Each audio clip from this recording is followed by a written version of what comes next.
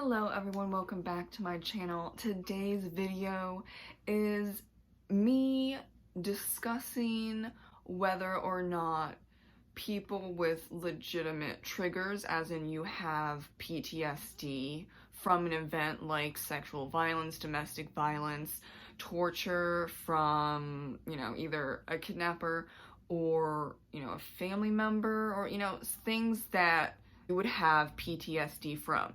And you would then have a trigger, meaning something that reminds you of what happened to you, then becomes either be what people say PTSD attack, or panic attack, an anxiety attack. Maybe even you go into a psychosis and it's very hard to get out of, or it takes hours to get out of. Things like that.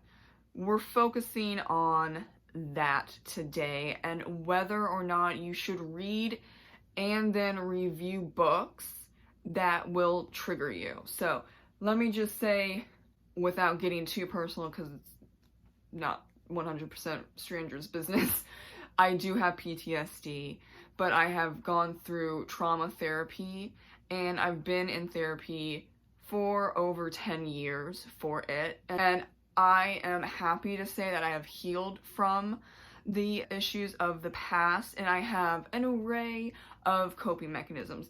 This is coming from someone who used to do these things when I was not healed. So I would read books that would trigger me, and then I would get really upset, though I haven't reviewed books as I'm having panic attacks or anxiety attacks. So that's one thing I haven't done. But I've been seeing this a lot lately. I don't know what's up with June, but I've seen about 4 people that I know and that I don't know, but they just happen to pop up on my Goodreads feed, that will outright say, I have been in a abusive relationship. I read this particular book and now they're basically freaking out, and they gave the book 1 or 2 stars, and then they go into a huge rant, and it kind of also, a lot of the times, for 2 of the 4 reviews that I've seen, it's more like projection, in the sense that they make it very, very personal, with a lot of cursing, very angry. They're going through something as they're typing it out, and then they hit send. And I don't know if that is good for you. Why is it not good for you? Because let's just say there's 2 separate issues. One where you know a book for a fact is going to trigger you. Case in point, Lolita. Lolita, we all know about Lolita. Even people that haven't read it, they know about it because it's so well known and it's so controversial. But then you read it, even though you know it's going to trigger you, and you know it's hardcore for a fact. You're going to have an extremely hard time reading Lolita because of what happened to you as a child. And then you read it and you're you read it so bad, you're crying, you're panicking, depending on how hard it is for you. You're maybe even you're having a panic attack as you're reviewing the book, or you're even in a psychosis and you don't particularly know what you're even saying. You just see the words and you're just typing out, and you don't see that type of thing. I'm seeing that more than, the second option of, I didn't know that there would be a scene where the husband beats his wife until she's almost dead, and that triggered me. Why? I could speculate, but I don't want to, because there's dozens of reasons why. But I'm seeing a lot more of people purposefully picking up books that they know will trigger them, and they're going through panic attacks, PTSD, flashbacks, anxiety attacks, even possibly psychosis, because there are some reviews that I've, was scrolling down on my Goodreads, and I'm like, I don't know if you're aware, like, are you there? I'm not sure, like, all the typos and it doesn't make sense, but it's very emotional and there's lots of cursing and there's lots of personal, like, we're going right into detail about why you have PTSD. Okay, I don't, yeah, so there's some there I'm like, I don't know if you're there, and that's not good. None of that is good, and I'm not saying specifically for the author at this point, though I could see how it might be bad press or something. I'm not thinking about the author. I'm thinking about the reader. And then other people that read the review as well. Is it okay to pick up a book you know will trigger you when you don't have the coping mechanisms, when you have never even stepped foot into a trauma therapy office with a trauma specialist? Maybe even there is some issues on thinking that you're not a victim and you're not fully aware of what happened to you as well. Is that good for you?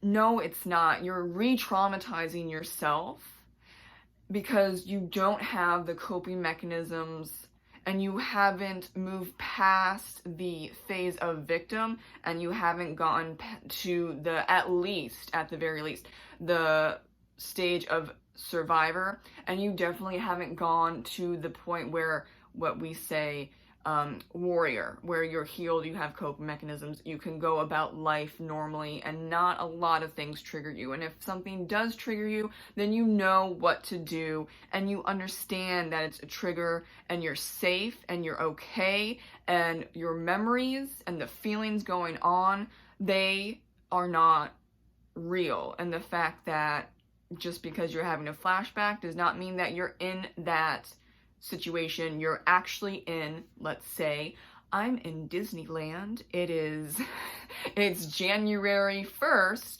2022. I'm not actually, in my room, the college dorm room, with so-and-so that assaulted me. You're not there.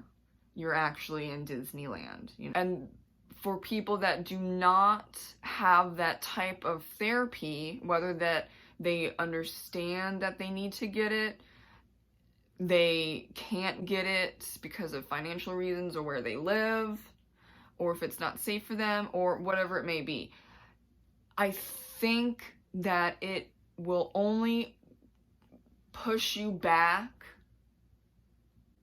if you trigger yourself intentionally.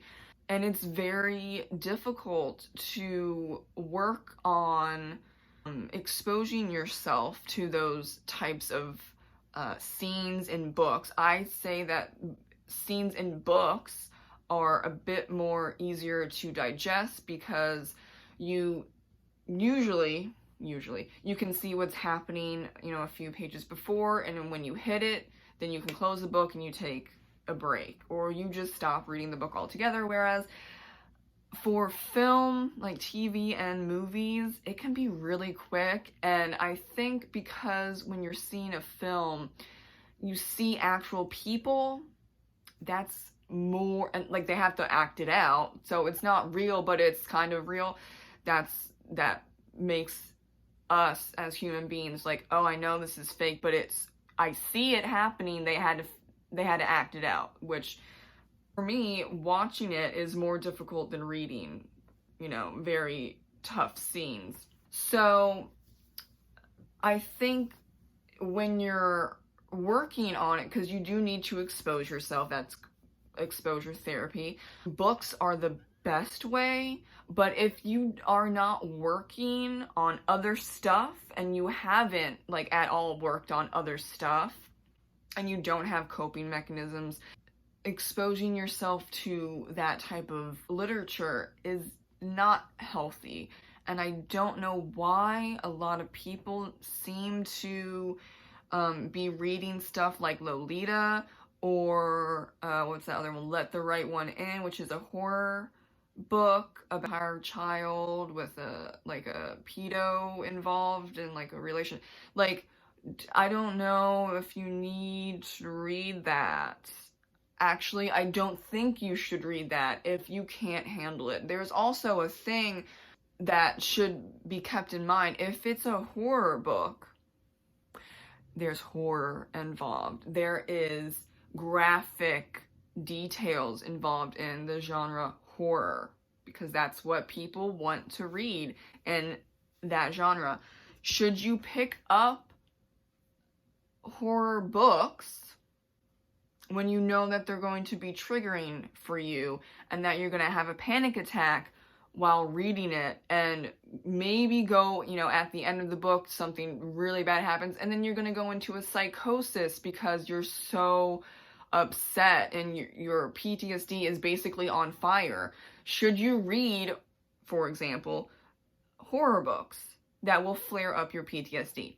No, you should not. If you don't have the coping mechanisms, if you have not healed, if you have not at least reached the survivor level out of the 3, no, you shouldn't. You need to work first on grounding yourself, accepting that it was not your fault, that you're safe now, and go and get as much help as you can. And then when your therapist, even your, especially your trauma therapist, agrees that you're able to handle exposure therapy, then try it out. But don't jump all the way in to Lolita. Don't be jumping in to My Dark Vanessa. Don't jump right into like the goriest horror book that you can Google and find out. No, you have to do small steps to expose yourself to those types of scenes. Maybe like 1 scene or 2 scenes in a horror book. So it's not like a really out there horror book, something a little more basic, for example. I can't say for other people, but when I was reading books that were triggering to me when I was younger, I didn't want to feel alone. My mind was already really freaking dark. It was depressing. It was just sad. And I wanted to read books that were on that page so I wasn't feeling alone.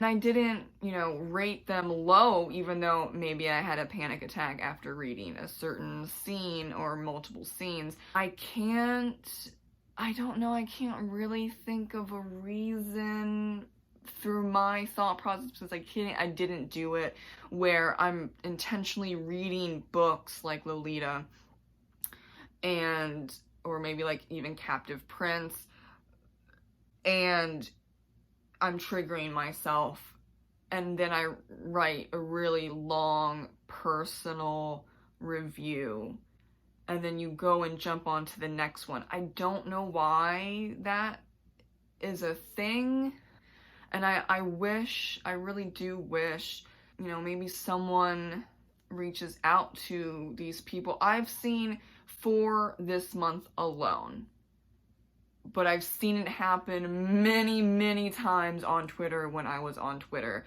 where someone is reading a book and then they are triggered because there's, something that triggers their PTSD, and then they go on like a 50 thread tweet about it. And I'm like, you just need to step away. You need to step away from Twitter. You need to step away from your phone or computer, whichever has the social media. You need to step away from the book. You need to step away from any technology and the book itself. Leave the room and start with working on the coping mechanisms to ground yourself and to calm yourself down. I don't know what book this person was reading on Twitter, and this was like 2 years ago, so I don't even know the person, but she just happened to pop up on my Twitter feed. It was 100 tweets. She was in pain, but at a certain point, you need to step back and you need to gather your thoughts and just gather yourself. And even if it's really hard, and even if you think that it's going to make things worse, you need to step away from the computer or your phone, and you need to go in a different room, and you need to breathe. I know that's really hard to do because it was really hard for me to do for most of my life. Just the past 3 years, I've gotten better, but truly, take a step back, take some breaths, 10, 5, 10, and because what's going on with your breathing, you know, the very shallow breathing is what sparks your brain to thinking, basically. So, you know, what my therapist said is you're having panic attacks because you're letting your breath go out of control. Your thoughts and your feelings, you can't control them. What you can control is your actions and what your response is to your feelings and to your thoughts. And that's something that we really need to remember. Everyone, not just someone with mental illnesses, everyone. Your thoughts and your feelings do not matter. Your actions and your response to your brain is what matters. So let's all just take a breath. Thank you so much for watching, and have a great rest of your reading day. Have a drink of water, take your meds, take a nice 5-minute break to do some meditation, breathing exercises, whatever works for you to calm you down. And if you need anything, go out and get that thing. Self-care is important. Thank you so much. Have a great rest of your day. Bye.